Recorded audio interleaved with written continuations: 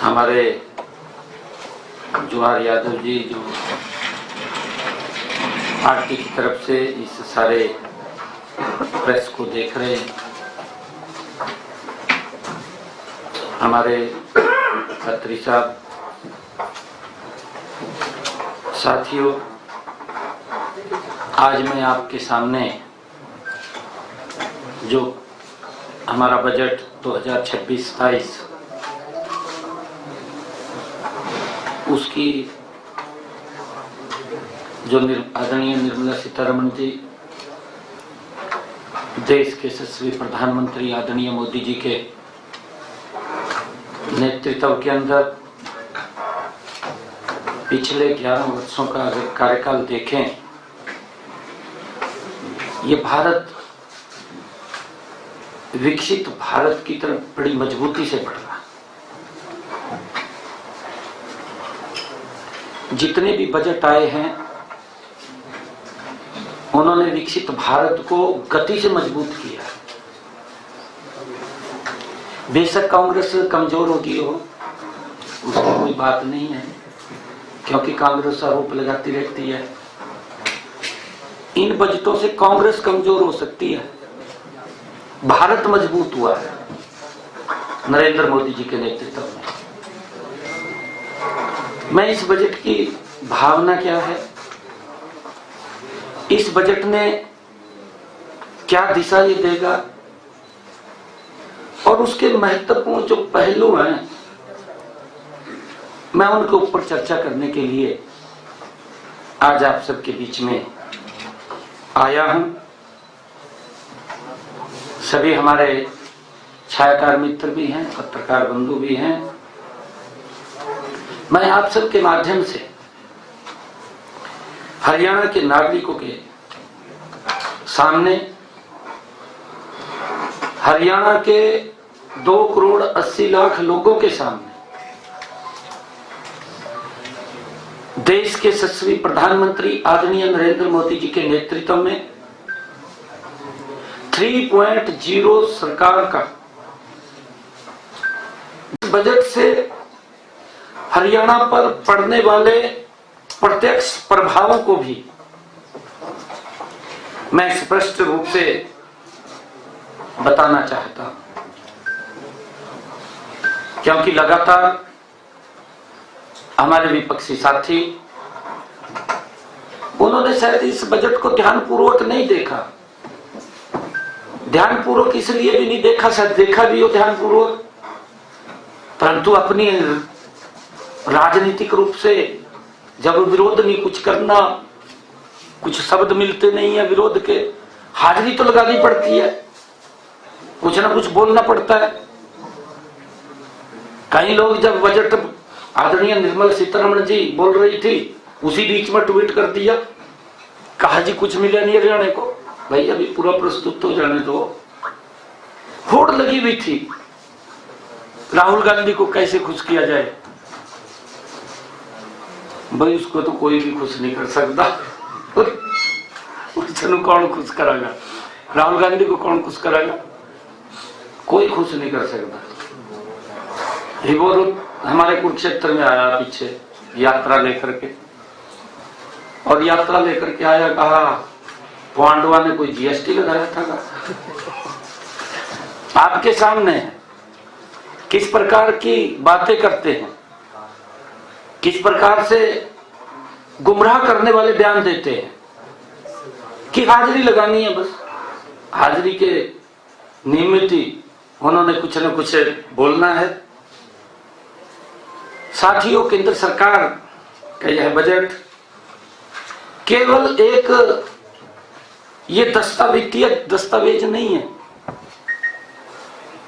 ये एक वित्तीय दस्तावेज नहीं है, बल्कि यह भारत की उस तस्वीर को पेश करता है जिसमें भारत आत्मनिर्भर, प्रतिस्पर्धी और सामाजिक रूप से संवेदनशील ये बजट है और दिखाई देता है। साथियों, देश के यशस्वी प्रधानमंत्री आदरणीय नरेंद्र मोदी जी के नेतृत्व में यह बजट, इस बजट में विकास भी है, इस बजट में विश्वास भी है। और साथियों, इस सिद्धांत पर आधारित यह बजट है कि हरियाणा जैसे अग्रणी राज्य के लिए इसमें अपार अवसर निहित हैं। साथियों, यह बजट उस भारत की सोच को दर्शाता है जहां विकास का मतलब केवल बड़े शहर नहीं है, बल्कि गांव, किसान, महिला, युवा और श्रमिक भी हैं। साथियों, जहां अर्थव्यवस्था मजबूत हो लेकिन समाज का अंतिम व्यक्ति भी सुरक्षित और सम्मानित महसूस करे, ये बजट उस दिशा में ये महत्वपूर्ण बजट पेश किया है। साथियों, इस बजट में विकसित भारत के जो स्तंभ हैं, गरीब है, युवा है, महिला है, किसान है, को इसको एक केंद्र में रखा गया है, उनके ऊपर ही फोकस किया गया है। आदरणीय प्रधानमंत्री जी ने इसके बारे में कहा भी है। उन्होंने माननीय प्रधानमंत्री जी के कुशल नेतृत्व में साथियों हमारी विकास नीति के ये मूल मंत्र भी है, हम सब इस बात को जानते हैं। साथियों, इस बजट का मूल उद्देश्य है संदेह के स्थान पर एक्शन, दिखावे के स्थान पर सुधार और लोक लुभावना घोषणाओं के स्थान पर ये जनहित को प्राथमिकता। सरकार ने इस बजट में लगभग 7% की उच्च आर्थिक विकास दर को लक्ष्य बनाते हुए राजकोष की अनुशासन और सामाजिक न्याय दोनों के बीच संतुलन साधा है। देखिए, जब कांग्रेस बजट पेश करती थी, जब चुनाव आ जाता था तो उसमें बहुत सारी रेवड़ियां दिखाई देती थी, परंतु मैंने कहा है Modi ji non stop budget प्रस्तुत कर रहे हैं। 3 टर्म हो गए हैं, 3 टर्मों में देश का इंफ्रास्ट्रक्चर कितना मजबूत हुआ है, हर नागरिक देश का चर्चा कर रहा है, हर व्यक्ति चर्चा कर रहा है। मैं बोलता हूं इस बात को, इसकी चर्चा कांग्रेस के घर के अंदर भी होती है। भी विकास के काम तो हो रहे हैं, परंतु बाहर हाजिरी लगानी है, बाहर तो कहना पड़ेगा ना। अगर बाहर घर से बाहर निकल कर कहेंगे, फिर भी महिलाएं बाहर भी, जो कांग्रेस के नेताओं के परिवार में महिलाएं हैं, वो भी इसकी प्रशंसा करती हैं कि नहीं बजट अच्छा है, परंतु हाजिरी लगानी लोगों ने हाजिरी इस प्रकार की लगाते हैं, कहीं ना कहीं हमारी भी पिक्चर आती रहे, छपती रहे। साथियों, और इसी कारण से कहा गया है कि ये बजट दिखावे का नहीं, ये बजट सुधार का है। समझ में नहीं आया इनको पता नहीं लगा कि ये बजट कैसे आ रहे हैं। और मैं बताना चाहता हूं, इस बजट से देश की अर्थव्यवस्था को गति देने के लिए संवेदनशील पूंजीगत व्यय को लगभग 12,20,000 करोड़ रुपए तक बढ़ाया गया है। 12,20,000 करोड़ रुपए तक इसको बढ़ाया गया है। यह निवेश सड़कों, रेल, शहरी अवसंरचना, औद्योगिक कॉरिडोर और लॉजिस्टिक को मजबूत करने वाला है। साथियों, इसका सीधा लाभ हरियाणा को मिलेगा। लगातार मैं यही बात सुन रहा था, कहा हरियाणा को तो कुछ नहीं मिला, कहा कुछ नहीं मिला हरियाणा को। मैं सारी बात बताने वाला हूं कि इनके समय में बजट का क्या होता था, और जो बजट आता था किस प्रकार से खुर्द-बुर्द हो जाता था, गरीब व्यक्ति तक नहीं पहुंचता था, उसको राहत नहीं मिलती थी। वो देखता रहता था बजट में लोक लुभावने वादे आए हैं, परंतु आए तो हैं परंतु मिले नहीं। मायूस होकर के बैठ जाते थे लोग। मैंने कहा है कि बजट ये लोक लुभावना नहीं, ये सुधार का बजट है। ये समझ तो उनके भी आ रही है, परंतु मजबूरियां। राहुल गांधी कहा बोलो, कुछ भी बोलो, झूठ बोलो कहा जाएगा। कोई किताब उठा जाएगा लोकसभा के अंदर, किताब उठाएगा खड़े हो जाएगा, किताब का किसी ने प्रिंट नहीं किया, किसी ने कुछ बोला नहीं, किताब उठाएगा खड़े हो गए। इस बात की अफवाहें फैलाने में तो माहिर है। साथियों, इसका लाभ सीधा हरियाणा को मिलेगा। हमारा राज्य दिल्ली एनसीआर, औद्योगिक गलियारों और राष्ट्रीय राजमार्गों का यह केंद्र है। हम सब देखते हैं आज हरियाणा में जो 4 लेनिंग रोड, एक्सप्रेसवे एक जाल बिछा है। मोदी सड़कों के मामले में तो स्पाइडरमैन से भी आगे निकल गया, जानते हैं ना, है सड़कों के मामले में अमेरिका को भी पीछे छोड़ने वाले इतना इंफ्रास्ट्रक्चर मजबूत हुआ। और साथियों, इस निवेश से न केवल विकास कार्य तेज होंगे, बल्कि लाखों युवाओं के लिए रोजगार के नए अवसर भी पैदा होंगे। साथियों, बजट में युवाओं के लिए क्या है, ये बात विपक्ष द्वारा कही गई कि युवाओं के लिए क्या है, ये बोला गया, दुष्प्रचार किया गया। मैं बताना चाहता हूं, इस पर उन्होंने खूब चर्चा की है, बोलते रहे, अब भी बोल रहे हैं। साथियों, मैं बताना चाहता हूं कि केंद्र सरकार हमारे युवाओं को देश की सबसे बड़ी पूंजी मानती है। युवा कौशल विकास व शिक्षा के क्षेत्र में इस बजट में 1,39,000 करोड़ रुपए का प्रावधान किया गया है युवाओं के, जिसमें युवा कौशल विकास शिक्षा इस क्षेत्र के अंदर 1,39,000 करोड़ रुपए का प्रावधान किया गया है।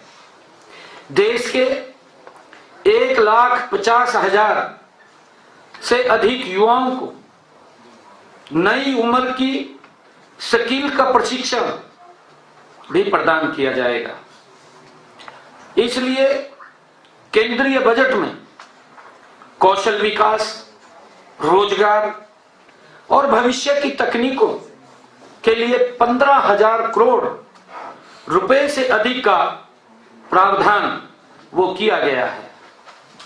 साथियों, इसमें चाहे आर्टिफिशियल इंटेलिजेंस हो, एआई, चाहे रोबोटिक्स हो, और चाहे बायोटेक हो, और साइबर सिक्योरिटी हो, ऐसी तकनीकों के लिए 10,000 करोड़ रुपए का विशेष फंड इसमें रखा गया है। साथियों, इसका सीधा लाभ हमारे हरियाणा के गुरुग्राम, फरीदाबाद, पंचकुला और रोहतक जैसे शिक्षण व तकनीकी केंद्रों को मिलेगा, सीधा लाभ मिलेगा। साथियों, जहां हमारे युवा विश्व स्तरीय अति आधुनिक कौशल सीखकर उच्च आय रोजगार प्राप्त कर सकेंगे। साथियों, इसी बजट के अंदर हमारे युवाओं के लिए स्टार्टअप उद्यमिता के लिए भी 7500 करोड़ रुपया प्रावधान किया गया है। और साथियों, हरियाणा का स्टार्टअप्स इकोसिस्टम और मजबूत होगा और साथियों इससे प्रदेश में नवाचार को बढ़ावा मिलेगा और हमारा युवा रोजगार मांगने वाला नहीं बल्कि रोजगार देने वाला वो बनेगा। इस बजट के अंदर ये मजबूती उनको मिलेगी। साथियों, आज हरियाणा भारत में स्टार्टअप की संख्या में चौथे बड़े राज्यों में है। आप देख रहे हैं लगातार हमने अपने बजट के अंदर भी स्टार्टअप से बातचीत की, उनसे हमने सुझाव भी लिए हैं। वर्तमान में हरियाणा में 9100 से अधिक मान्यता प्राप्त स्टार्टअप्स हैं। प्रदेश में 19 यूनिकॉर्न्स हैं और इसके लिए 250 से अधिक फॉर्च्यूनर 500 कंपनियां भी यहां पर हैं। साथियों, इसमें भी अधिक खुशी की बात यह है कि लगभग 50% स्टार्टअप्स महिलाएं चला रही है। हमने एक टारगेट रखा था कि हम महिलाओं की इसमें भागीदारी बढ़ाएंगे। मुझे खुशी है आज इस बात की कि आज 50% स्टार्टअप्स हमारी महिलाएं चला रही हैं। हमने अगले चरण में स्टार्टअप्स में महिलाओं की भागीदारी बढ़ाकर इसको 60% तक करने का लक्ष्य भी रखा है। और साथियों, यही नहीं, हम नीति आयोग के साथ मिलकर वीमेन एंटरप्रेन्योरशिप प्लेटफॉर्म का एक स्टेट चैप्टर भी स्थापित कर रहे हैं। साथियों, इसमें महिलाओं उद्यमियों को 700 से अधिक मेंटर्स, विशेष प्रशिक्षण, वित्तीय सहायता, बाजार तक पहुंच और इंक्यूबेशन सहयोग प्राप्त होगा। साथियों, हमने हरियाणा राज्य स्टार्टअप नीति 2022 है कि केंद्रीय करों में हरियाणा राज्य का हिस्सा अब जो हिस्सा था पहले वो 1.093% से बढ़ा करके अब वो 1.361% हो गया है। 1.361 हो गया है। साथियों, जो ये बात बोलते हैं 15वें वित्त आयोग की अनुशंसा की तुलना में यह लगभग 24.5% की ऐतिहासिक बढ़ोतरी है। 24.5% की ये ऐतिहासिक बढ़ोतरी है हरियाणा के लिए और अब तक की यह सबसे अधिक बढ़ोतरी है। अब तक की सबसे बड़ी बढ़ोतरी है। ये हरियाणा प्रदेश के लिए ये बड़े गर्व की और खुशी की बात है। साथियों, इसका सीधा लाभ होगा और मैं आपको बताना चाहता हूं वर्ष 2026-27 में हरियाणा को केंद्रीय करों से लगभग 20,772 करोड़ रुपए प्राप्त होंगे। टैक्स से 20,772 करोड़ रुपए प्राप्त होंगे।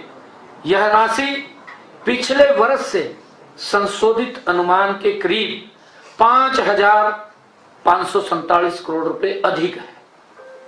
साथियों, आने वाले 5 वर्षों में इस बढ़े हुए हिस्से में हरियाणा को लगभग 28,000 करोड़ रुपए अतिरिक्त राशि वो मिलने का अनुमान है। साथियों, कुल मिलाकर के 16वें वित्त आयोग की अवधि में हरियाणा को 1 लाख करोड़ रुपए केंद्रीय करों से प्राप्त होंगे।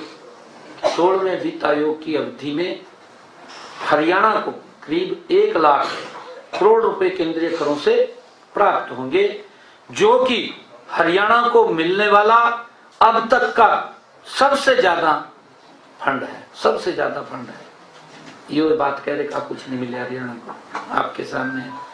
और जबकि जो ये बात बोल रहे हैं ना कि हरियाणा को कुछ नहीं मिला, मैं देख रहा था ये पता नहीं कहां थे, कहा बजट में हरियाणा गायब है, सरकार गायब है, नायब कहा नायब गायब है, इस प्रकार की बात। यार ये इस प्रकार की घटिया राजनीति है, ऐसी नहीं करनी चाहिए। घटिया राजनीति मैं का आईना दिखाता हूं उनको जो इस प्रकार की बात करते थे। इनके समय के अंदर क्या था, कांग्रेस के शासनकाल में 13वें वित्त आयोग की सिफारिशों के अनुसार प्रदेश को 14,937 करोड़ रुपए ही मिले थे। कितने मिले थे? 14,937 करोड़ रुपए ही मिले थे। जबकि मैंने आपको कहा है कि हमें इस वित्त वर्ष में 28,000 करोड़ रुपए मिलने का अनुमान है। इस वित्त वर्ष में इनका पूरे समय के अंदर, इसमें 16वें वित्त आयोग के अंदर मिला था 14,937 करोड़ रुपए। हमारे शासनकाल में जो 14वां वित्त आयोग की सिफारिशों के अनुसार जब से आदरणीय नरेंद्र मोदी जी देश के प्रधान सेवक के रूप में उन्होंने जिम्मेवारी ली, 14वें वित्त आयोग में ये 34,758 करोड़ रुपए और 15वें वित्त आयोग की सिफारिशों के अनुसार प्रदेश में 61,736 करोड़ रुपए प्राप्त हुए थे। साथियों, यह हरियाणा की आर्थिक मजबूती और देश के यशस्वी प्रधानमंत्री आदरणीय नरेंद्र मोदी जी केंद्र सरकार के सहयोग का यह स्पष्ट प्रमाण है। हमारी सरकार वित्तीय अनुशासन के साथ साथ विकास को भी समान प्राथमिकता दे रही है। साथियों, 16वें वित्त आयोग से मिलने वाले अतिरिक्त संसाधन हरियाणा को और तेजी से विकास के पथ पर आगे ले जाने में ये मदद करेंगे। साथियों, हरियाणा की आर्थिक स्थिति मजबूत है, प्रबंधनीय है और पूरी तरह से नियंत्रण में है, क्योंकि अफवाह फैलाई जाते हैं ये इधर उधर की। हमारी सरकार पारदर्शिता, सुशासन और जवाबदेही के रूप में के साथ प्रदेश को विकसित हरियाणा, विकसित भारत के लक्ष्य को ही और गति से आगे बढ़ रही है। यह बजट भारत को विश्व की तीसरी सबसे बड़ी अर्थव्यवस्था बनाने की दिशा में एक निर्णायक कदम ये साबित होगा। साथियों, मैं पूरे विश्वास के साथ ये कहना चाहता हूं कि हमारी आदरणीय नरेंद्र मोदी जी के नेतृत्व में केंद्र सरकार का यह बजट हरियाणा के किसान, हरियाणा के युवा, हरियाणा की महिला, हरियाणा के उद्यमी और हरियाणा के आम नागरिक सभी के लिए अवसरों का बजट है। साथियों, ये बजट विकास, रोजगार, सुरक्षा और भविष्य की तैयारी के साथ आगे ये बढ़ाएगा। साथियों, मैं ये कहना चाहता हूं कि देश के यशस्वी प्रधानमंत्री आदरणीय नरेंद्र मोदी जी के कुशल नेतृत्व में यह बजट प्रस्तुत, हमारा केंद्रीय बजट प्रस्तुत हुआ है और केंद्रीय बजट हरियाणा को और सशक्त, आत्मनिर्भर और समृद्ध बनाने में यह मील का पत्थर साबित होगा।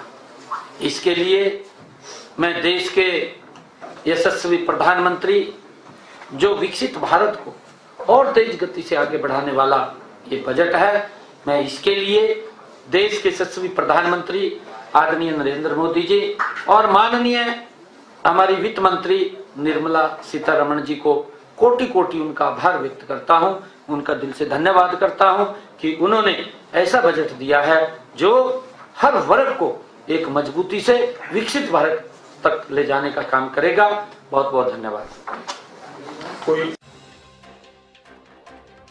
बजट को लेकर सीएम नाथन सैनी ने की प्रेस कॉन्फ्रेंस।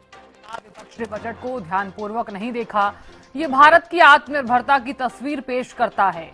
हरियाणा के लिए अपार अवसर मिले हैं, सीएम ने कहा।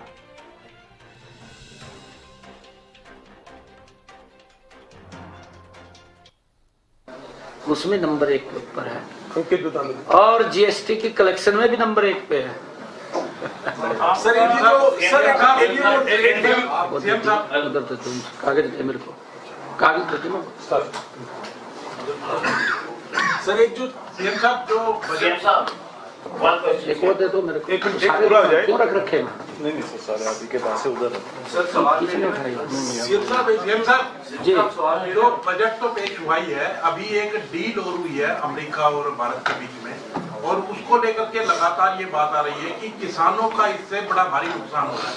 वहाँ जो 18% टैक्स तो जरूर कम कर दिया गया, 50 से 18 कर दिया अमेरिका ने, लेकिन हमारे यहाँ के जो उत्पाद जाते हैं किसानों को बड़ा भारी उससे नुकसान हो रहा है।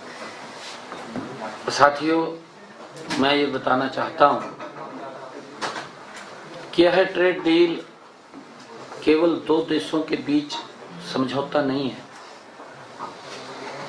साथियों, भारत की आर्थिक ताकत और माननीय देश के यशस्वी प्रधानमंत्री आदरणीय नरेंद्र मोदी जी के वैश्विक नेतृत्व का ये जीवंत उदाहरण है। आप देख रहे हैं, क्योंकि इस प्रकार की मैं लगातार इस बात को बोलता हूं, मैं इसीलिए बोलता हूं क्योंकि देश के अंदर, क्योंकि हम भी विपक्ष में रहे हैं, ऐसा नहीं है। विपक्ष का नेता अगर कोई बात बोलता था, पूरा सदन साइलेंट हो जाता था। आपके सामने अटल जी अगर विपक्ष की कोई बात करते थे सदन में खड़े होकर के, तो सरकार के जो लोग थे वो भी ध्यानपूर्वक सुनते थे, क्या बोल रहे हैं अटल जी, हम उसके ऊपर काम करेंगे। यहां तो यही नहीं पता लग रहा क्या बोल रहे हैं, कुछ नहीं पता लग रहा। मैं इसीलिए कह रहा हूं कि विपक्ष को अपनी विपक्ष की भूमिका में सुधार करना चाहिए। और मैं आपको बता रहा हूं, हरियाणा जैसे औद्योगिक और कृषि प्रधान, निर्यात प्रधान राज्य, हमारे के लिए डील ये बड़ी लाभकारी डील है हमारे प्रदेश के लिए, क्योंकि हमारा प्रदेश औद्योगिक क्षेत्र भी है, कृषि प्रधान राज्य भी है, और ये यहाँ से निर्यात भी काफी मात्रा में करते हैं, चाहे हमारे कृषि के उत्पादन है या हमारा टेक्सटाइल का उत्पादन है, इंडस्ट्री का हमारा कोई उत्पादन है, बहुसंख्या के अंदर हम निर्यात करते हैं। साथियों, हमारे राज्य में ऑटोमोबाइल, टेक्सटाइल, आईटी, फार्मा और फूड प्रोसेसिंग सेक्टर को नए औद्योगिक, नए वैश्विक बाजार ये मिले इस डील से। सबसे बड़ी बात यह है कि इस डील में भारत के संवेदनशील क्षेत्रों, विशेषकर कृषि, डेयरी क्षेत्र के हितों से कोई समझौता नहीं किया गया है, कोई समझौता नहीं किया गया। हरियाणा का किसान सुरक्षित भी है और सशक्त भी है। ये अफवाह फैला रहे हैं इधर उधर की, विपक्ष का भ्रम फैलाना दुर्भाग्यपूर्ण है, जबकि देश और हरियाणा के युवाओं के लिए यह रोजगार, निवेश के नए द्वार खोलने वाला ये डील है, खेल खोलने वाली ये डील है, जो देश के यशस्वी प्रधानमंत्री आदरणीय नरेंद्र मोदी जी ने की है। क्योंकि ये दोनों देशों के संबंध है, आप लोग देख रहे हैं, और ये आदरणीय प्रधानमंत्री जी का जो वैश्विक, ये कोई छोटी बात नहीं है। G20 की मीटिंग भारत के अंदर पहली बार होना और उसकी अगुवाई करना, ये ऐतिहासिक बातें हैं, और ये ऐतिहासिक बातें इसी 11 वर्षों में हुई हैं। ये 55 वर्षों में नहीं हुई, 55 वर्षों में नहीं हुई ये बातें, ये सारी की सारी नहीं 11 वर्षों में हुई है, जिसको देश देख रहा है, देश के लोग देख रहे हैं, झूठ को नकार रहे हैं। यानी कि सर जो ये बातें आ रही है छोटे उद्योगों पर असर पड़ेगा सर, जो ये बातें आ रही है, तो ये सारी नकारे जैसे आपने बताया। किसने करी बात ये? विपक्ष कह रहा है कि छोटे, फिर मैं वही तो कह रहा हूँ, हरमन ने आप सारी बात एक ही उसके अंदर सारी बात कहती है। बजट से रिलेटेड है, जिस तरह से सेंट्रल बजट आया उसके बाद उसी की एक रेप्लिकेशन हम हरियाणा में भी रखेंगे, हरियाणा भी उसी के हिसाब से हम अपने जो बजट की प्रिपरेशन करेंगे। क्या उस बजट के अंदर कोई ऐसी प्लानिंग थी या आपको यूनियन बजट में कुछ ऐसा लगा जो आपके दौरों के टाइम पे शायद आपके सामने ना आ सकती हो? ये एक पार्ट है सर क्वेश्चन का। दूसरा एक स्पेसिफिक है एक्सपोर्टर से रिलेटेड, पानीपत, गुड़गांव और इन साइड का, क्योंकि पहले वो परेशान, एक तो यूरोपियन यूनियन से समझौते के बाद उनको कुछ उम्मीद मिली, अब थोड़ी सी अब यूएस से समझौते के बाद मिली। अब तीसरी चीज वो अपनी तरफ देख रहे थे, वो आपके नोटिस में भी शायद एक दो बार लाए थे कि उनके लिए नोडल ऑफिसर्स या नोडल ऑफिसेस अपॉइंट करने की, क्या इस तरह का प्रोविजन भी अब अपने बजट्स के अंदर रखेंगे आगे? नहीं, देखिए, जो भी उनकी बातें हमारे सामने आई हैं उनके ऊपर विचार हो रहा है, और जो केंद्रीय बजट आया है उससे भी हमें बहुत कुछ मिलेगा, और ऐतिहासिक बजट है ये, इसकी हम पूरी प्रशंसा कर रहा हूँ मैं। और हम इस आधार के ऊपर हरियाणा में भी जो कुछ इसमें से हम प्रेरणा लेकर के उसमें शामिल कर सकें, जरूर उसको करेंगे ना, करेंगे। क्योंकि आपने सर किसानों की बहुत बात की है, तो किसान जो है लगातार अपोज कर रहे हैं। जो प्रपोज्ड सीड ड्राफ्ट बिल है, जो सीड बिल आ रहा है, उसका किसान जो है विरोध कर रहे हैं। चाहे नहीं, किसान ने विरोध नहीं किया सीड बिल का, कहाँ किया? संयुक्त किसान मोर्चा विरोध कर रहा है। नहीं, कौन से सीड बिल की बात कर रहे हैं? जो ड्राफ्ट आया है सीड बिल का 2000 जो पेश होने वाला है, उसका जो किसान जो है विरोध कर रहे हैं, एसकेएम विरोध कर रहा है, उस पर आप क्या कहेंगे सर? देखिए, इसके बारे में मैं अभी, क्योंकि पूरी जानकारी मैं कलेक्ट इसकी कर लूं, परंतु सीड बिल के अंदर हम अपनी विधानसभा में ये सीड बिल पीछे लेकर के आए थे कि नकली बीज और नकली दवाएं मेरे किसान को नहीं मिले, उसकी पूरी प्रशंसा हमारे किसान ने की है, और किसान यूनियन ने भी की है, जो जत्थेबंदी थी उन्होंने भी की है। पहला ऐसा प्रावधान था जिससे कि किसान हित के अंदर ये कदम उठाया गया, क्योंकि इससे जब नकली बीज या नकली दवाई बाजार में आती है, मेरे किसान को नहीं पता चलता और वो खेत में गिरता है, तो उसका दुष्परिणाम तो होता है, परंतु उसकी इनकम भी कम होती है, उसके दोहरी मार मेरे किसान के ऊपर पड़ती है। परंतु हमारे किसान ने इसके ऊपर कहीं भी विरोध नहीं किया, उसका समर्थन किया है। ताकि ये एक तो टेंटेटिवली 2 मार्च का लग रहा है कि बजट हरियाणा में पेश होगा, कितनी बढ़ोतरी आप देंगे, क्योंकि आपने सभी वर्गों से बात की है, कितनी ग्रोथ हम देख सकते हैं? उसको भी लागू किया है। साथियों, मैं बताना चाहूंगा कि हम स्टार्टअप्स को प्रोत्साहित करने के लिए 2000 करोड़ रुपए का फंड ऑफ फंड्स उसको भी स्थापित करवाने जा रहे हैं। साथियों, इसी तरह शिक्षा से रोजगार और उद्यमिता को जोड़ने के लिए उच्च स्तरीय स्थायी समिति का गठन भी किया गया है। साथियों, डिजिटल और क्रिएटिव अर्थव्यवस्था को बढ़ावा देने के लिए देश भर में 15,000 माध्यमिक विद्यालयों और 500 महाविद्यालयों में NVGC कंटेंट क्रिएटर लैब्स स्थापित की जाएंगी। साथियों, IT सेवाओं में के क्षेत्र में सुरक्षित मार्जिन सीमा को 300 करोड़ रुपए से बढ़ाकर 2000 करोड़ रुपए किया गया है।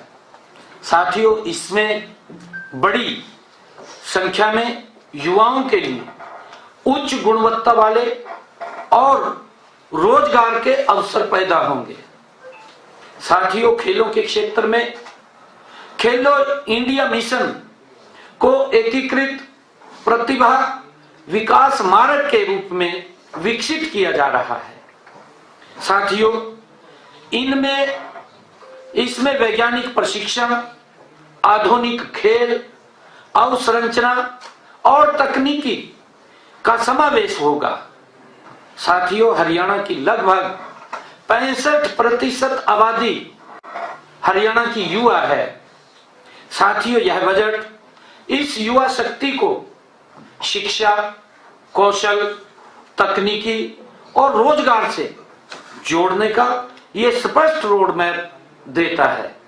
जो साथियों ये बात दुष्प्रचार कर रहे कि युवाओं के लिए क्या है, मैं उनको बताना चाहता हूं कि कितना बजट आदरणीय प्रधानमंत्री जी ने, आदरणीय निर्मला सीतारमण जी ने युवाओं को कितना लाभ मिलेगा। हम चाहते हैं, हमारी सरकार की सोच है कि हमारा युवा रोजगार लेने वाला नहीं, रोजगार देने वाला बने, उस दिशा में काम कर रहे हैं।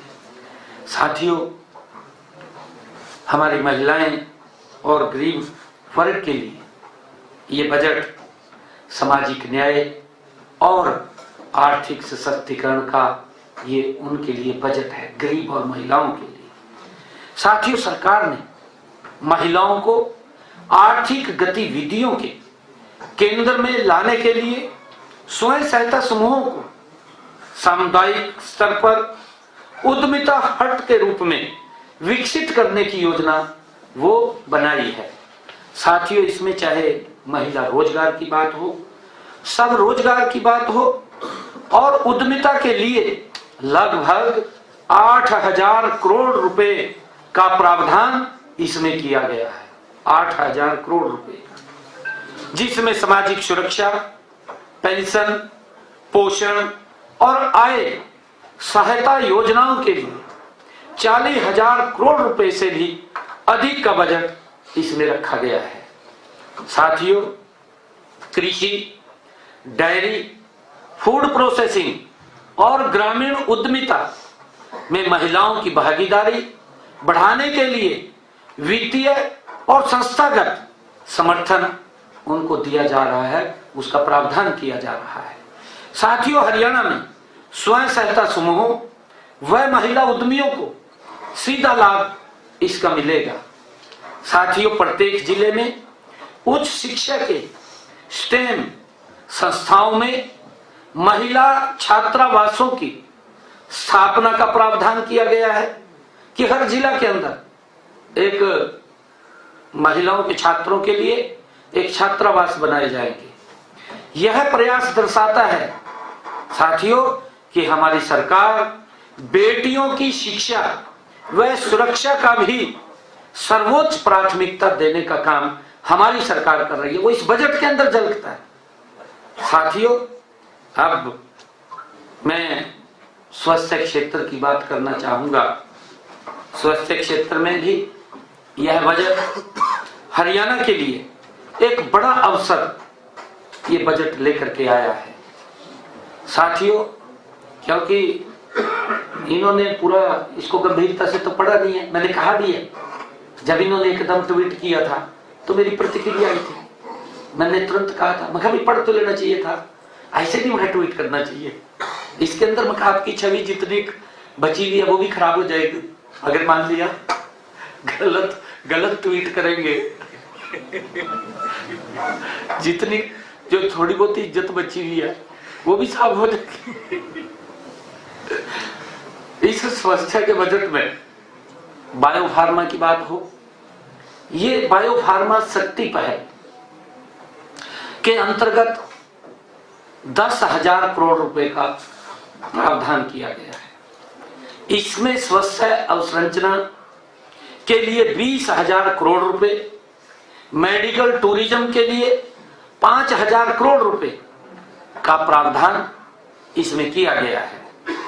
साथियों, इसमें हमारे गुरुग्राम, पंचकुला, रोहतक, करनाल जैसे क्षेत्रों में फार्मा क्लस्टर, मेडिकल कॉलेज और आधुनिक अस्पतालों को नई गति मिलेगी। साथियों, इससे न केवल स्वास्थ्य सेवाएं बेहतर होंगी बल्कि डॉक्टरों, नर्सों और तकनीशियनों और पैरामेडिकल स्टाफ के लिए बड़े पैमाने पर रोजगार भी सृजित होंगे। ये खाली मान ले कोई अगर इंफ्रास्ट्रक्चर बढ़ता है तो उसमें रोजगार के साधन भी खड़े होते हैं। साथियों, इसके साथ ही स्वास्थ्य और देखभाल क्षेत्र में 1,50,000 बहुकौशल केयर गिवर्स को प्रशिक्षित करने का लक्ष्य भी रखा गया है। इनमें बड़ी संख्या में महिलाएं होंगी। इनमें मैं सभी साथियों को कहना चाहूंगा कि इससे भी हमारे गुरुग्राम, रोहतक, करनाल और हिसार जैसे शहरों में स्वास्थ्य व केयर सेंटर्स में बड़े पैमाने पर रोजगार के अवसर पैदा होंगे। साथियों, मैं बताना चाहूंगा, क्योंकि इसके ऊपर भी बोला गया, कहा किसानों को कुछ नहीं दिया गया, कहा हरियाणा तो गायब रहेगा, कहा नायब सरकार, यही बात कही ना है, कहते तो जोर नहीं लगता, कहा हरियाणा बजट से गायब रहा, ये बात बोल ली गई। साथियों, किसानों के लिए यह बजट विशेष रूप से लाभकारी, उनके हित का बजट ये रहा है। साथियों, कृषि और संबद्ध क्षेत्र के लिए लगभग 1,62,000 करोड़ रुपए का कृषि क्षेत्र के लिए इस बजट में प्रावधान किया गया है। अगर मैं पूछूं ट्वीट मास्टरों से, और जो ये कह रहे थे, कहा ये बजट में हरियाणा गायब रहा, भाई आपकी सरकार थी केंद्र के अंदर, राहुल गांधी बताए ना, लोकसभा चल रही है खड़े होकर के, पूरा देश सुनना चाहेगा। राहुल गांधी को बताना चाहिए कि भाई हमारे समय के अंदर 10 साल रही, कृषि क्षेत्र के लिए कितना प्रावधान था। नहीं वो बताना चाह रहे तो मैं बता दूं, मात्र 25,000 करोड़ रुपए का कितना प्रावधान था, 25,000 करोड़ रुपए का। कांग्रेस के समय कैसे देश आगे बढ़ता, कैसे विकसित भारत बनता, ये बताने का काम करें। मोदी जी ने इस बजट के अंदर प्रावधान कितना किया है, 1,62,000 करोड़ रुपए का प्रावधान किया है।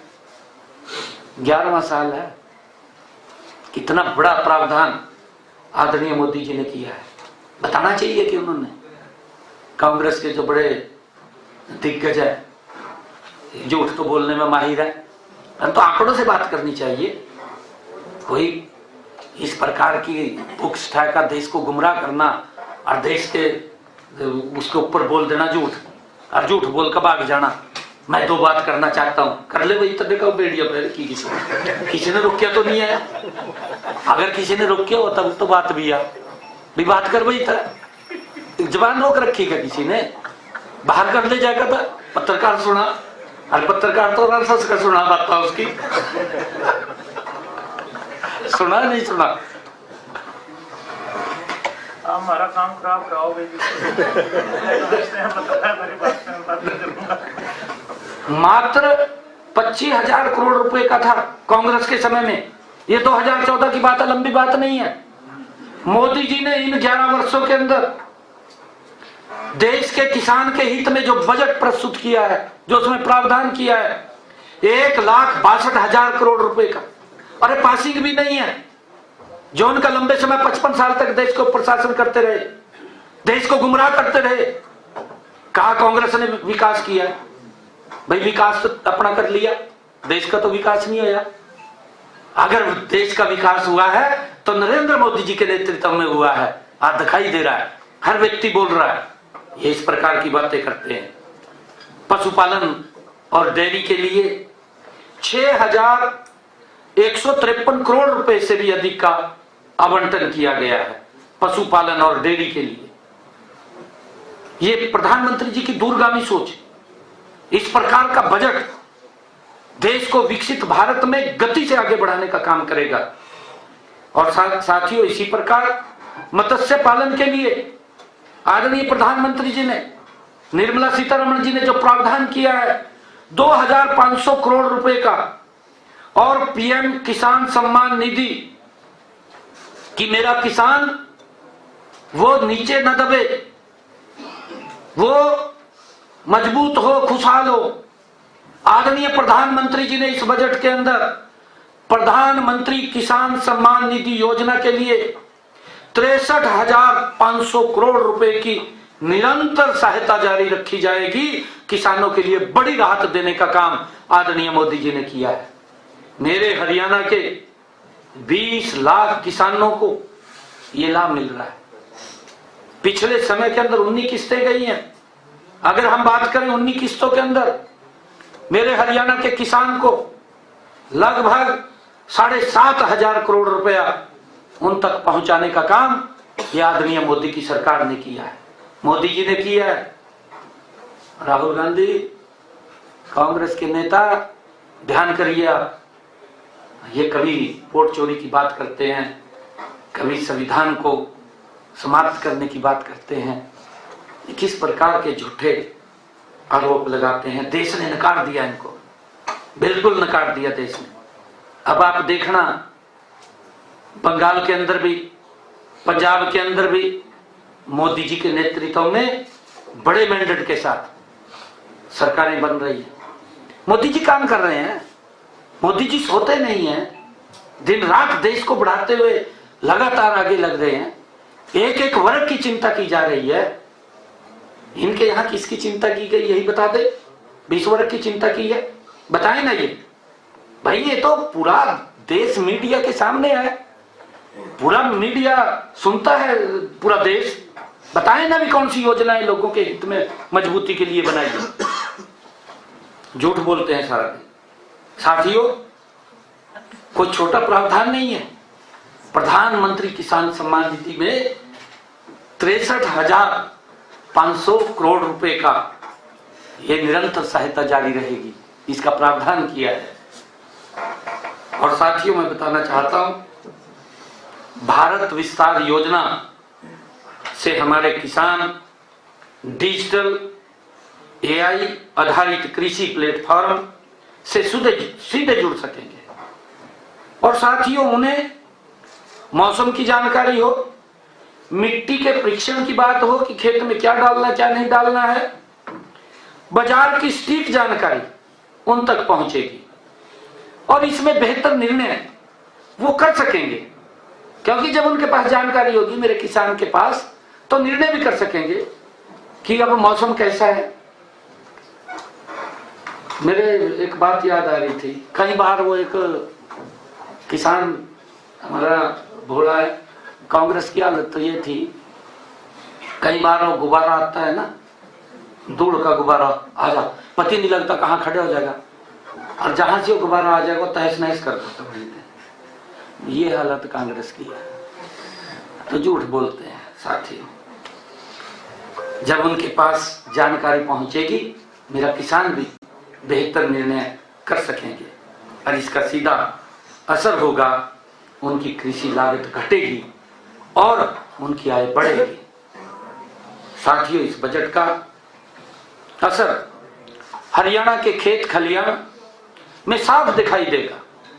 इस बजट का असर हरियाणा में सिंचाई कवरेज पहले 80% से अधिक है, लेकिन बजट में जलाशयों, अमृत सरोवरों के विकास से जल संरक्षण और भूजल स्तर सुधारने में मदद मिलेगी।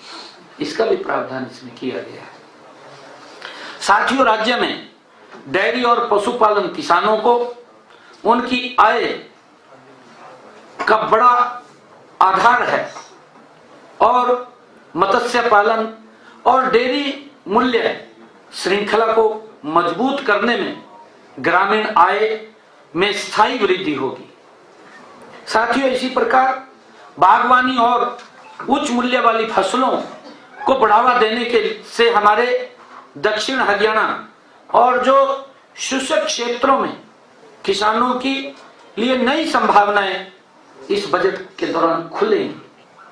साथियों, एग्रीस्टैक और डिजिटल कृषि से हरियाणा के प्रगतिशील किसान तकनीकी के माध्यम से अधिक उत्पादन और बेहतर दाम प्राप्त कर सकेंगे। मेरा किसान मजबूत होगा। इतना बजट का प्रावधान किया गया है तो धरातल पर उतरेगा। यह नहीं है, इनके समय में तो जितना छोटा सा बजट होता था, इतना अरोही बजट खुर्द-बुर्द हो जाता था। कैसे संसाधन खड़े होंगे?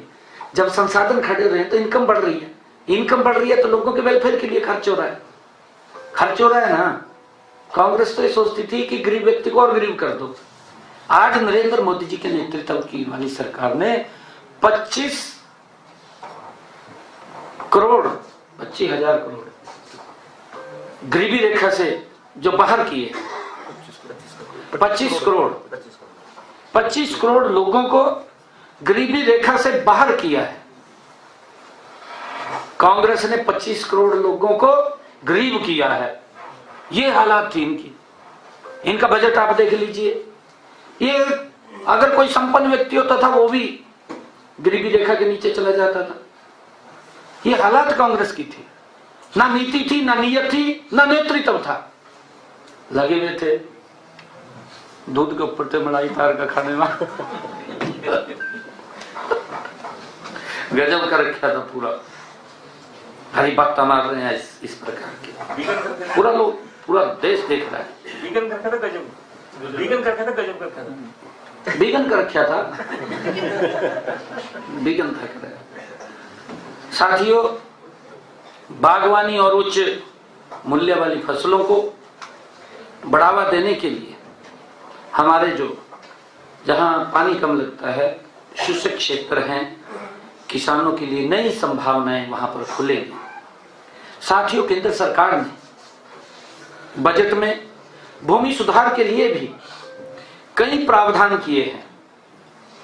साथियों, हाल ही में केंद्र सरकार ने राज्यों में भूमि संबंधी सुधारों को बढ़ावा देने के लिए पूंजी निवेश के लिए राज्यों को विशेष सहायता योजना के तहत 10,000 करोड़ रुपए की प्रोत्साहन राशि निर्धारित की है।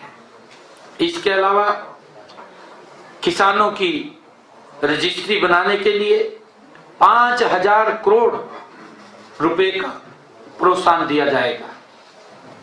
साथियों, इसके साथ ही हरियाणा की 6 लाख एकड़ जल भराव और खाली भूमि को खेती योग्य बनाने के लिए विशेष प्रावधान किए गए हैं इस बजट के अंदर।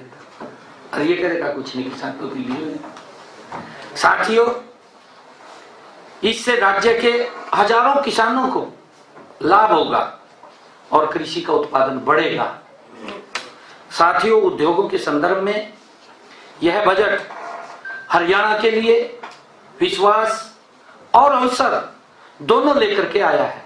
विश्वास भी और अवसर भी दोनों लेकर के आया है। हमारा राज्य पहले से ऑटोमोबाइल और इलेक्ट्रॉनिक्स, फार्मा और टेक्सटाइल के क्षेत्र में ये अग्रणी है। और साथियों, अब ये सेमीकंडक्टर और इलेक्ट्रॉनिक्स, कंपोनेंट और बायोफार्मा को बढ़ावा देने की योजना से हमारा जो गुरुग्राम है, फरीदाबाद है, सोनीपत जैसे क्षेत्रों में निवेश की कई परियोजनाएं वो आएंगी। साथियों, इससे बड़ा लाभ हमारे हरियाणा प्रदेश को मिलेगा।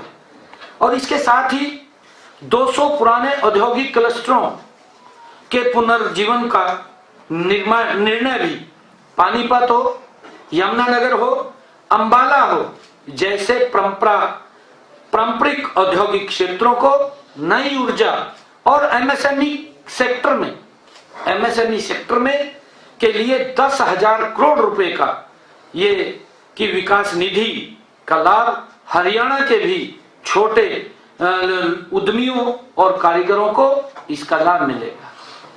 साथियों, इंफ्रास्ट्रक्चर और विकास के मामले में हरियाणा इस बजट से और मजबूत होगा। साथियों, हाई स्पीड रेल, शहरी आर्थिक क्षेत्रों और टियर 2 और टियर 3 शहरों पर ध्यान देने से हमारे रोहतक, हिसार, करनाल, सिरसा और रेवाड़ी जैसे शहरों में रोजगार आधारित शहरीकरण को बढ़ावा भी मिलेगा। साथियों, दिल्ली एनसीआर से जुड़े हरियाणा के शहरों में कनेक्टिविटी और रियल एस्टेट को भी बढ़ावा मिलेगा। साथियों, औद्योगिक व लॉजिस्टिक हब के रूप में राज्य की भूमिका और अधिक मजबूत होगी। साथियों, इस बजट में ग्रीन एनर्जी और बैटरी स्टोरेज पर भी जोर देने से हरियाणा में सोलर और रिन्यूएबल एनर्जी परियोजनाओं का विस्तार होगा।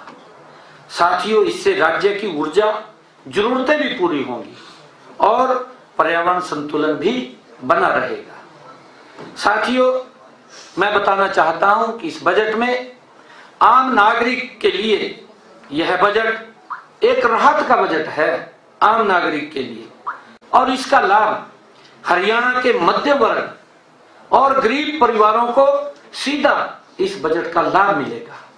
साथियों, टैक्स प्रक्रियाओं में सरलता, कैंसर जैसी गंभीर बीमारियों की दवाओं पर शुल्क में छूट और शिक्षा व इलाज पर खर्च कम होने से परिवारों की जेब पर जो बोझ पड़ता था, जो एक बीमारी के कारण गरीबी रेखा के नीचे चला जाता था, अब वो बोझ घटेगा।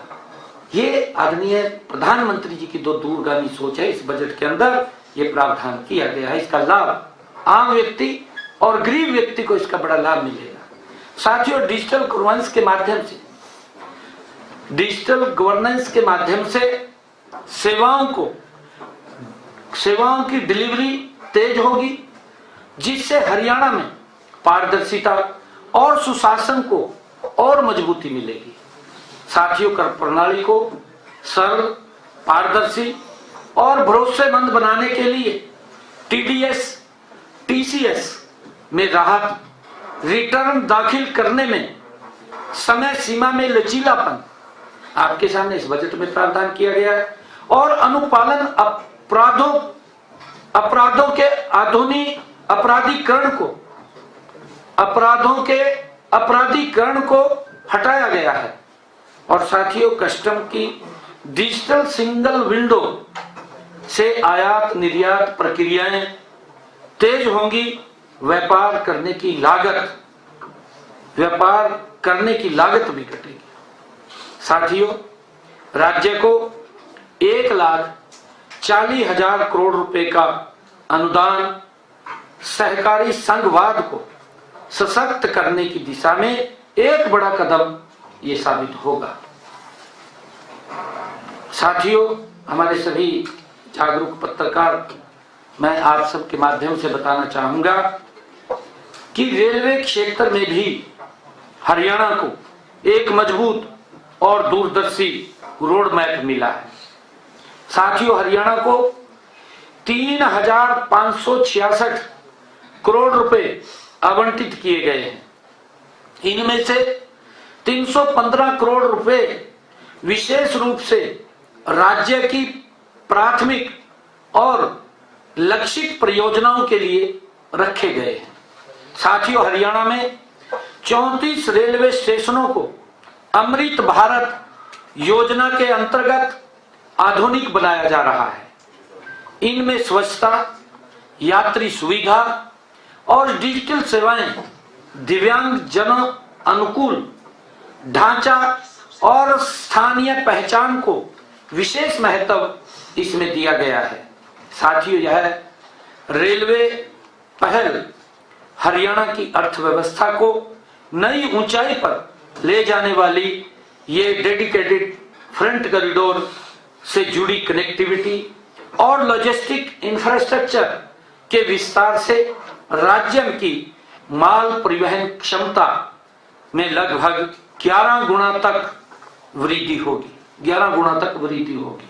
साथियों, इससे हमारे उद्योगों को तेज और किफायती परिवहन सुविधा मिलेगी।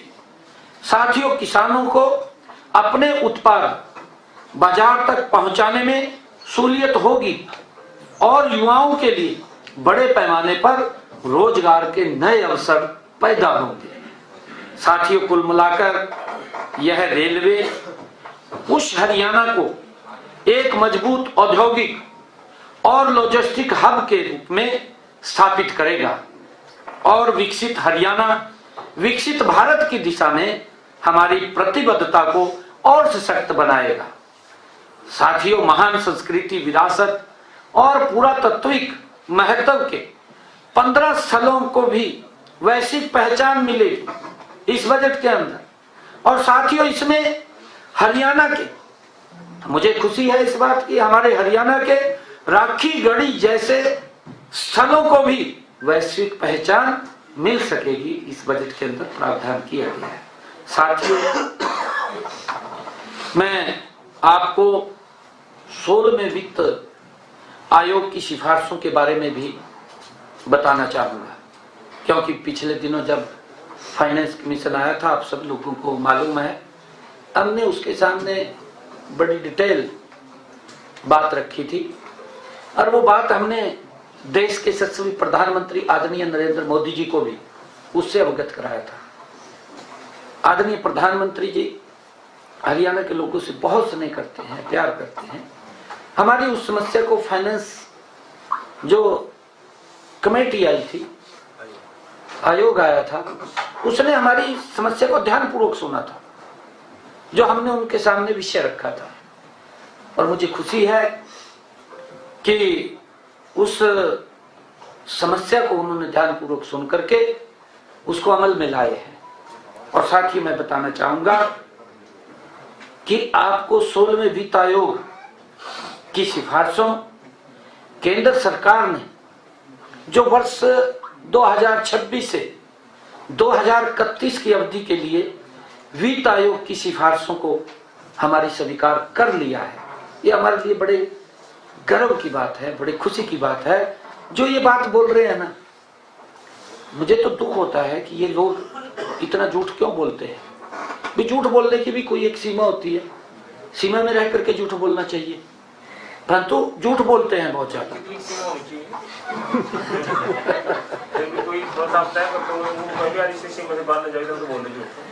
इनको प्रशिक्षण की जरूरत है, अभी कितना झूठ बोला।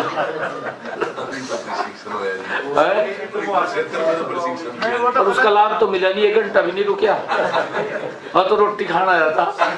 स्टार्टअप उसका भी शुरू करवाओगे? जी जी जी साथियों, इसके तहत राज्यों को केंद्रीय करों के विभाजन पुल के 41% हिस्सा वो मिलता है उनको, जो पहले की तरह ही वो रखा गया है। पहले भी इतना मिलता था 41%, आज भी उतना मिलता है, परंतु हमारी समस्याएं थी कुछ। हमने उन समस्याओं को वित्त आयोग के सामने रखा, ध्यानपूर्वक उन्होंने सुना, सुन करके अमल किया। हमारे लिए खुशी की बात है कि केंद्रीय करों में हरियाणा राज्य का हिस्सा अब जो हिस्सा था पहले वो 1.093% से बढ़ा करके अब वो 1.361% हो गया है। 1.361 हो गया है। साथियों, जो ये बात बोलते हैं 15वें वित्त आयोग की अनुशंसा की तुलना में यह लगभग 24.5% की ऐतिहासिक बढ़ोतरी है। 24.5% की ये ऐतिहासिक बढ़ोतरी है हरियाणा के लिए, और अब तक की यह सबसे अधिक बढ़ोतरी है। अब तक की सबसे बड़ी बढ़ोतरी है ये हरियाणा प्रदेश के लिए। ये बड़े गर्व की और खुशी की बात है। साथियों, इसका सीधा लाभ होगा, और मैं आपको बताना चाहता हूं, वर्ष 2026-27 में हरियाणा को केंद्रीय करों से लगभग 20,772 करोड़ रुपए प्राप्त होंगे। टैक्स से 20,772 करोड़ रुपए प्राप्त होंगे। यह राशि पिछले वर्ष से संशोधित अनुमान के करीब 5,547 करोड़ रुपए अधिक है। साथियों, आने वाले 5 वर्षों में इस बढ़े हुए हिस्से में हरियाणा को लगभग 28,000 करोड़ रुपए अतिरिक्त राशि वो मिलने का अनुमान है। साथियों, कुल मिलाकर के 16वें वित्त आयोग की अवधि में हरियाणा को 1 लाख करोड़ रुपए केंद्रीय करों से प्राप्त होंगे। 16वें वित्त आयोग की अवधि में हरियाणा को करीब 1 लाख करोड़ रुपए केंद्रीय करों से प्राप्त होंगे, जो कि हरियाणा को मिलने वाला अब तक का सबसे ज्यादा फंड है। सबसे ज्यादा फंड है। ये बात कह रहे का कुछ नहीं मिले हरियाणा को, आपके सामने और जबकि जो ये बात बोल रहे हैं ना कि हरियाणा को कुछ नहीं मिला, मैं देख रहा था, ये पता नहीं कहाँ थे, कहा बजट में हरियाणा गायब है, सरकार गायब है, नायब कहा नायब गायब है, ये इस प्रकार की बात यार, ये इस प्रकार की घटिया राजनीति है, ऐसी नहीं करनी चाहिए, घटिया राजनीति। मैं उनका आईना दिखाता हूं उनको जो इस प्रकार की बात करते थे। इनके समय के अंदर क्या था, कांग्रेस के शासनकाल में 13वें वित्त आयोग की सिफारिशों के अनुसार प्रदेश को 14,937 करोड़ रुपए ही मिले थे। कितने मिले थे? 14,937 करोड़ रुपए ही मिले थे। जबकि मैंने आपको कहा है कि हमें इस वित्त वर्ष में 28,000 करोड़ रुपए मिलने का अनुमान है। इस वित्त वर्ष में इनका पूरे समय के अंदर, इसमें 16वें वित्त आयोग के अंदर मिला था 14,937 करोड़ रुपए। हमारे शासनकाल में जो 14वां वित्त आयोग की सिफारिशों के अनुसार, जब से आदरणीय नरेंद्र मोदी जी देश के प्रधान सेवक के रूप में उन्होंने जिम्मेवारी ली, 14वें वित्त आयोग में ये 34,758 करोड़ रुपए और 15वें वित्त आयोग की सिफारिशों के अनुसार प्रदेश में 61,736 करोड़ रुपए प्राप्त हुए थे।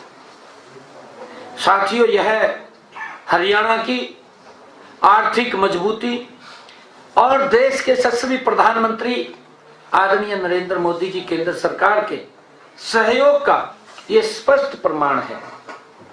हमारी सरकार वित्तीय अनुशासन के साथ साथ विकास को भी समान प्राथमिकता दे रही है।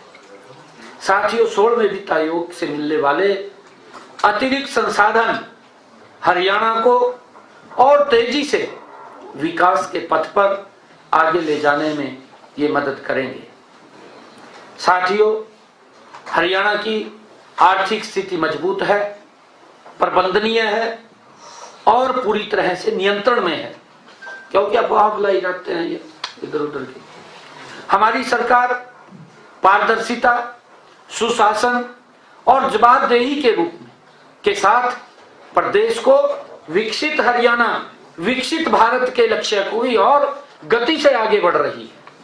यह बजट भारत को विश्व की तीसरी सबसे बड़ी अर्थव्यवस्था बनाने की दिशा में एक निर्णायक कदम ये साबित होगा।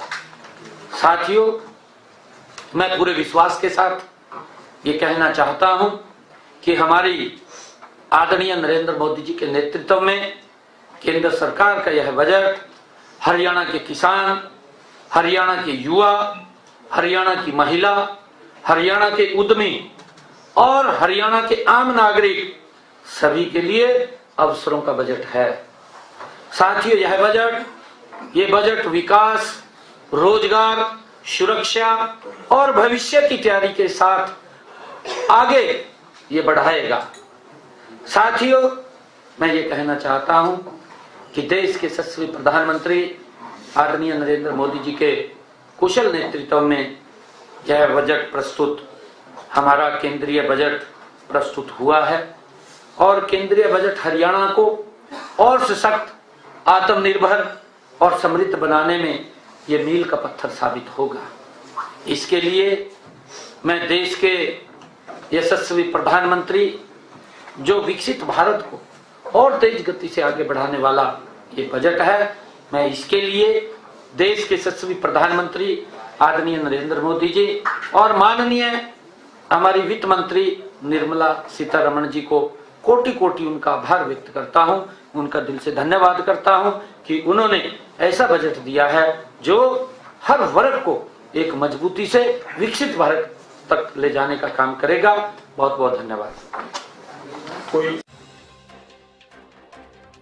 बजट को लेकर सीएम नाथन सैनी ने की प्रेस कॉन्फ्रेंस।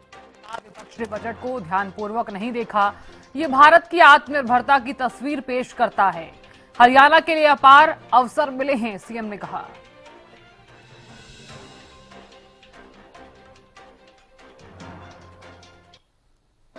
उसमें नंबर 1 पर है और जीएसटी की कलेक्शन में भी नंबर 1 पे है। सर ये जो सीएम साहब उधर तो तुम कागज दे मेरे को, कागज दे ना सर एक जो सीएम साहब जो सीएम बजट साहब वन क्वेश्चन एक और दे दो मेरे को। एक मिनट, सारे पूरा हो जाए। क्यों रख रखे हैं? नहीं नहीं सर, सारे आप ही के पास है उधर है। सर सवाल किसने उठाई? सीएम साहब जी जो बजट तो पेश हुआ ही है, अभी एक डील और हुई है अमेरिका और भारत के बीच में, और उसको लेकर के लगातार ये बात आ रही है कि किसानों का इससे बड़ा भारी नुकसान हो रहा है। वहाँ जो 18% टैक्स तो जरूर कम कर दिया गया, 50 से 18 कर दिया अमेरिका ने, लेकिन हमारे यहाँ के जो उत्पाद जाते हैं किसानों को बड़ा भारी उससे नुकसान हो रहा है। साथियों, मैं ये बताना चाहता हूं कि यह ट्रेड डील केवल दो देशों के बीच समझौता नहीं है। साथियों, भारत की आर्थिक ताकत और माननीय देश के यशस्वी प्रधानमंत्री आदरणीय नरेंद्र मोदी जी के वैश्विक नेतृत्व का ये जीवंत उदाहरण है। आप देख रहे हैं, क्योंकि इस प्रकार की, मैं लगातार इस बात को बोलता हूं, मैं इसीलिए बोलता हूं क्योंकि देश के अंदर, क्योंकि हम भी विपक्ष में रहे हैं, ऐसा नहीं है। विपक्ष का नेता अगर कोई बात बोलता था, पूरा सदन साइलेंट हो जाता था। आपके सामने अटल जी अगर विपक्ष की कोई बात करते थे सदन में खड़े होकर के, तो सरकार के जो लोग थे वो भी ध्यानपूर्वक सुनते थे, क्या बोल रहे हैं अटल जी, हम उसके ऊपर काम करेंगे। यहां तो यही नहीं पता लग रहा क्या बोल रहे हैं, कुछ नहीं पता लग रहा।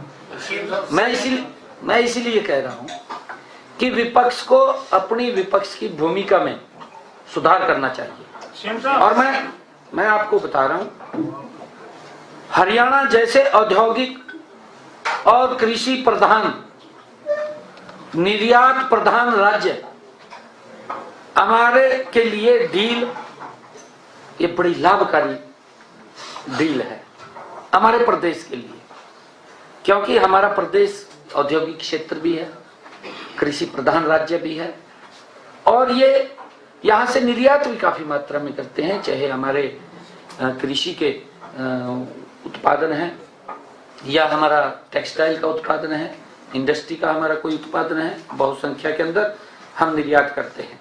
साथियों, हमारे राज्य में ऑटोमोबाइल, टेक्सटाइल, आईटी, फार्मा और फूड प्रोसेसिंग सेक्टर को नए औद्योगिक, नए वैश्विक बाजार ये मिले इस डील से। सबसे बड़ी बात यह है कि इस डील में भारत के संवेदनशील क्षेत्रों, विशेषकर कृषि, डेयरी क्षेत्र के हितों से कोई समझौता नहीं किया गया है, कोई समझौता नहीं किया गया। हरियाणा का किसान सुरक्षित भी है और सशक्त भी है। यह अफवाह फैला रहे हैं इधर उधर की, विपक्ष का भ्रम फैलाना दुर्भाग्यपूर्ण है, जबकि देश और हरियाणा के युवाओं के लिए यह रोजगार, निवेश के नए द्वार खोलने वाला ये डील है, खोलने वाली ये डील है, जो देश के यशस्वी प्रधानमंत्री आदरणीय नरेंद्र मोदी जी ने की है, क्योंकि ये दोनों देशों के संबंध है, आप लोग देख रहे हैं। और ये आदरणीय प्रधानमंत्री जी का जो वैश्विक, ये कोई छोटी बात नहीं है, G20 की मीटिंग भारत के अंदर पहली बार होना और उसकी अगुवाई करना, ये ऐतिहासिक बातें हैं। और ये ऐतिहासिक बातें इसी 11 वर्षों में हुई हैं, ये 55 वर्षों में नहीं हुई, 55 वर्षों में नहीं हुई ये बातें, ये सारी की सारी नहीं 11 वर्षों में हुई है, जिसको देश देख रहा है, देश के लोग देख रहे हैं, झूठ को नकार रहे हैं। यानी कि सर जो ये बातें आ रही है कि छोटे उद्योगों पर असर पड़ेगा सर, जो ये बातें आ रही हैं, तो ये सारी नकारें जैसे आपने बताया, किसने करी बात ये? विपक्ष कह रहा है कि छोटी, फिर मैं वही तो कह रहा हूँ, हरमन ने आप सारी बात एक ही उसके अंदर सारी बात कही थी। बजट से रिलेटेड है। जिस तरह से सेंट्रल बजट आया उसके बाद उसी की एक रेप्लिकेशन हम हरियाणा में भी रखेंगे। हरियाणा भी उसी के हिसाब से हम अपने जो बजट की प्रिपरेशन करेंगे। क्या उस बजट के अंदर कोई ऐसी प्लानिंग थी या आपको यूनियन बजट में कुछ ऐसा लगा जो आपके दौरों के टाइम पे शायद आपके सामने ना आ सकती हो? ये एक पार्ट है सर क्वेश्चन का। दूसरा एक स्पेसिफिक है एक्सपोर्टर से रिलेटेड, पानीपत, गुड़गांव और इन साइड का, क्योंकि पहले वो परेशान, एक तो यूरोपियन यूनियन से समझौते के बाद उनको कुछ उम्मीद मिली, अब थोड़ी सी अब यूएस से समझौते के बाद मिली। अब तीसरी चीज वो अपनी तरफ देख रहे थे, वो आपके नोटिस में भी शायद एक दो बार लाए थे कि उनके लिए नोडल ऑफिसर्स या नोडल ऑफिसेस अपॉइंट करने की, क्या इस तरह का प्रोविजन भी अब अपने बजट्स के अंदर रखेंगे आगे? नहीं, देखिए जो भी उनकी बातें हमारे सामने आई हैं उनके ऊपर विचार हो रहा है, और जो केंद्रीय बजट आया है उससे भी हमें बहुत कुछ मिलेगा, और ऐतिहासिक बजट है ये, इसकी हम पूरी प्रशंसा कर रहा हूँ मैं। और हम इस आधार के ऊपर हरियाणा में भी जो कुछ इसमें से हम प्रेरणा लेकर के उसमें शामिल कर सकें, जरूर उसको करेंगे ना, करेंगे। क्योंकि आपने सर किसानों की बहुत बात की है, तो किसान जो है लगातार अपोज कर रहे हैं। जो प्रपोज्ड सीड ड्राफ्ट बिल है, जो सीड बिल आ रहा है, उसका किसान जो है विरोध कर रहे हैं। चाहे नहीं, किसान ने विरोध नहीं किया सीड बिल का। कहाँ किया? संयुक्त किसान मोर्चा विरोध कर रहा है।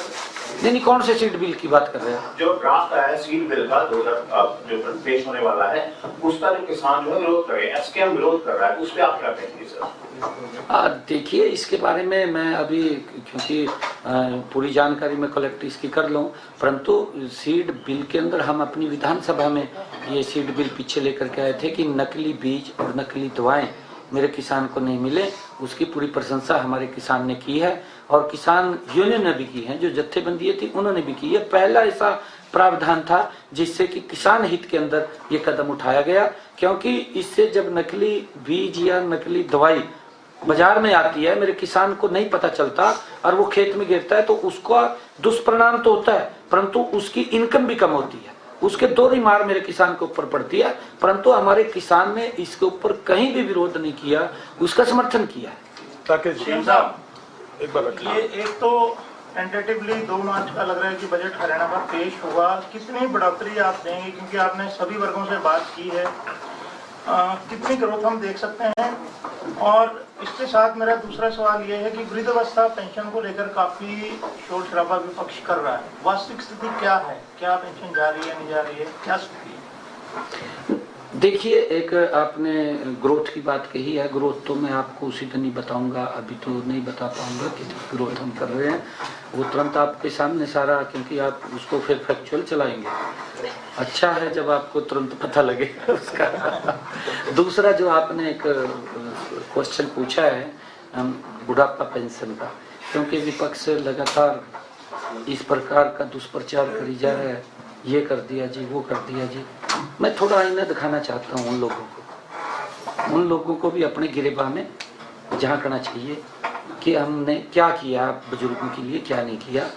और नरेंद्र मोदी, भारतीय जनता पार्टी की डबल इंजन की सरकार क्या कर रही है। साथियों, इसका उदाहरण मैं आपको बताना चाहता हूँ। हमारे पड़ोसी राज्य के अंदर भी इसका इस प्रकार का असर, क्योंकि वहाँ कांग्रेस की सरकार रही है, अब आम आदमी की सरकार है। ये लोक लुभावने बातें तो करते हैं, परंतु करते कुछ नहीं है। कहने न तो कुछ भी कह देंगे भी, एक बार झूठ बोल का सप्ताह थे लियो, बाद में घूमते रहेंगे, पीछा भूल जाएंगे 5 साल बाद लोग क्या इन्हें वादे करे थे, क्या नहीं करे थे, छुट्टी है। इतनी किनकी रहती है। परंतु हमारी सरकार मोदी जी के नेतृत्व में जो चल रही है, जो कहती है उसको पूरा करती है। साथियों, एक मिनट में मैंने बात तो बताई नहीं, अभी बात तो मैंने बताई नहीं, अभी तो मैंने थोड़ा सा इसकी भूमिका बताई है।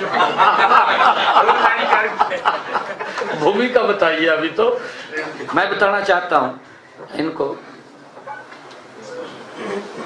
चौधरी ओम प्रकाश चौटाला जी का 5 साल का कार्यकाल रहा। 100 रुपया पेंशन शुरू किया था, इसी बात का राग लाप रहे हैं। कहा जी पेंशन शुरू, अच्छी बात है, एक योजना शुरू हुई है, का स्वागत किया है देश ने, केंद्र भी सहयोग करता है, उसमें केंद्र भी सहयोग करता है। और 5 साल के कार्यकाल के दौरान जो ये बात बोल रहे हैं, दुष्यंत चौटाला भी बोल रहा है और भी बोल रहे हैं, क्योंकि मुद्दा नहीं है कोई भी। इन्होंने बुढ़ापा पेंशन 200 रुपए की बढ़ोतरी करी थी, पेंशन को 100 रुपए से बढ़ा करके 300 रुपए किया था, 100 रुपए तो लगी थी। इनके कार्यकाल में 5 साल के कार्यकाल में मात्र 200 रुपए की बढ़ोतरी हुई थी। जो ये बात कर रहे हैं, ये शीशा सामने आना चाहिए। फिर उसके बाद भूपेंद्र सिंह हुड्डा जी प्रदेश के मुखिया बने, इनका कार्यकाल 10 साल चला। 300 रुपए तो पहले थी पेंशन, और इन्होंने बढ़ाई कितनी 10 साल के अंदर? 700 रुपए, 700 रुपए बढ़ाई, 700 रुपए मात्र पेंशन बढ़ाई। 1000 रुपए हुई, वो भी लास्ट में हमने दी, 1000 भी हमने दी है लास्ट में। हमारी सरकार का कार्यकाल बुढ़ापा पेंशन जो हमने कहा है कि हमने 1000 रुपए दिया था, हमारी सरकार ने 11 वर्षों में बुजुर्गों के सम्मान भत्ते में 2200 रुपए की बढ़ोतरी करी है। कहां 200 रुपए जो ये बात कर रहे हैं? कांग्रेस के समय में 700 रुपए जो ये बात करते हैं, हमारे कार्यकाल में 2200 रुपए। ये छोटी बढ़ोतरी नहीं है, बहुत बड़ी बढ़ोतरी है। ये इन्हें सोच करके बोलना चाहिए कि हम क्या करते थे, कैसा हम शासन तंत्र चलाते थे। लोग डरते थे इनके शासन में, नकार दिया इनको, अब कहीं दिखाई नहीं देंगे। ये घूम रहे हैं इतनी बात इधर उधर की करते। Thank you. बढ़ोतरी हुई है सर, पहले कम हुई, अब आपने 2200 करी, लेकिन इसमें जो बात कर रहा है वो कह रहे हैं टेक्निकली अब जो पेंशन काटी जा रही है वो आय का आधार बना देगा। पहले भी था क्या सर? हाँ बिल्कुल था, आय का आधार था, उनके समय में भी था। यही पूछना था, उनके समय में भी आय का आधार था, हमारे समय में भी है।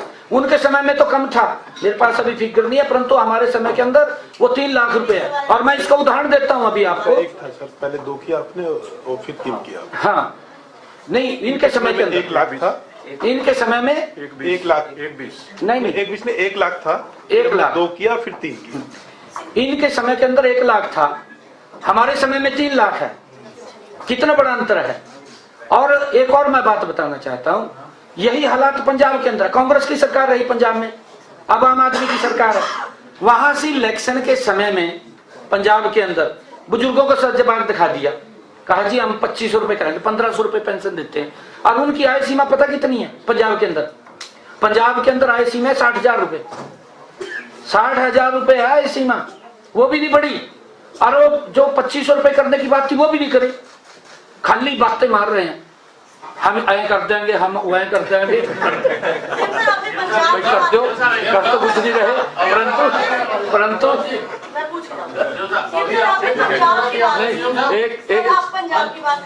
एक मिनट में बात पूरी कर लीजिए। नहीं, मैं आपको लेंगे, इसका आपको लेंगे। इन्होंने कहा था मैं 2500 करेंगे। बुजुर्ग पंजाब के भी देख रहे हैं, पंजाबी में बोलो सर, पंजाबी में बताओ। ਇਹ ਗੱਲਾਂ ਕਰਦੇ ਆ। ਇਹਨਾਂ ਨੇ बड़े वायदे किए सी, बड़े सजबाग दिखाते सी वहां ते लोकां नूं। और इन्होंने अपनी घोषणा पत्र विच लोकां ते वायदा किया सी कि असीं 2500 रुपए बजुर्गां नूं सम्मान भत्ता देवांगे।